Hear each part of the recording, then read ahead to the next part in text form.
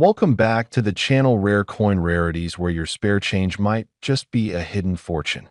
Imagine this, a single 50-cent coin, just one little piece of South African currency, selling for over $10,000. That's right, a coin that many of us would casually toss into our pockets or leave buried in a drawer is now considered one of the most coveted rarities in the world of African numismatics. But what makes the 1988 South Africa 50-center coin so special? Why are collectors scrambling for this seemingly ordinary coin? And just maybe, could you have one of these hidden away in an old jar? Stay with us, because this is more than just a coin story. It's the discovery of a lifetime, and it could change your financial future.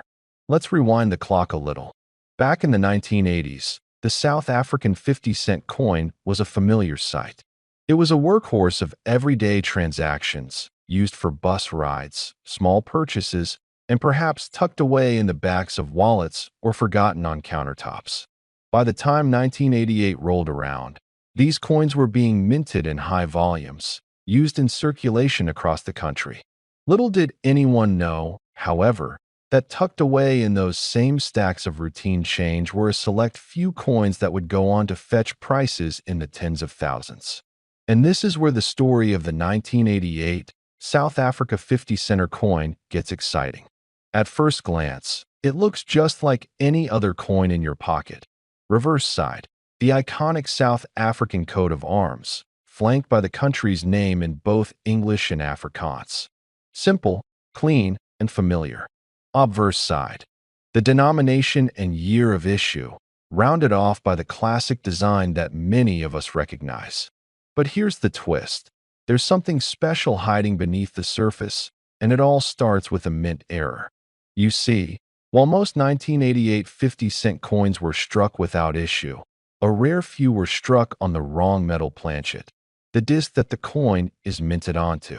Instead of the usual cupronickel, the typical metal used for the coin, these specific coins were struck on a different type of metal entirely, possibly nickel or aluminum bronze. This was a massive mistake on the part of the mint, but for collectors, it was a dream come true. Why does this matter so much? When a coin is struck on the wrong metal, it becomes a mint error, and mint errors are gold mines for numismatists. A coin with a mismatched metal can be worth many times more than the same coin made with the intended material. For the 1988 South Africa 50-center, this error created a collectible so rare, it sent shockwaves through the numismatic community. But that's not all. The magic of this coin doesn't end with the metal mistake. There's another error that can elevate its value even further, the double die error. This happens when the dies used to strike the coin become misaligned, causing the design on the coin to appear doubled or blurred. This is incredibly rare, and when it occurs, the resulting coin becomes one of the most desirable collectibles on the planet. Imagine the sheer excitement of spotting one of these coins in your collection. It's like finding a treasure chest buried in your pocket change. Now, let's talk about condition. Just as important as the error itself is the state of the coin. In order to reach that lofty price of $10,000, the coin needs to be in pristine condition. We're talking about a coin that is graded MS66 or higher, which means it's nearly flawless. No scratches, no wear, no discoloration. For a coin that was originally used as everyday currency, finding one in such mint condition is a rare stroke of luck. But that's exactly what happened with the coin that recently sold for $10,000. It had the rare mint errors, but it was also in such impeccable shape that it could have been freshly minted yesterday. And here's the kicker. When coins like this sell for astronomical sums, counterfeits and fakes are never far behind. So how do you make sure you're not being duped into buying a replica instead of a rare treasure?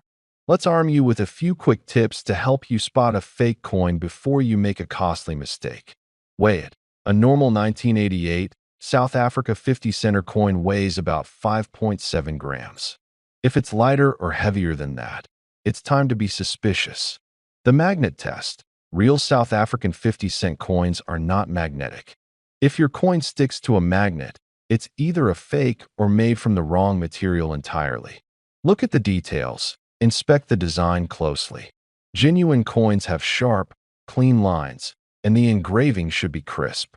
Counterfeits often look blurry, uneven, or poorly struck. Check the color. Authentic coins have a warm, silvery hue due to their cupronickel composition. If your coin is unusually shiny, silver, or gold in appearance, it could be a planchet error or just a replica.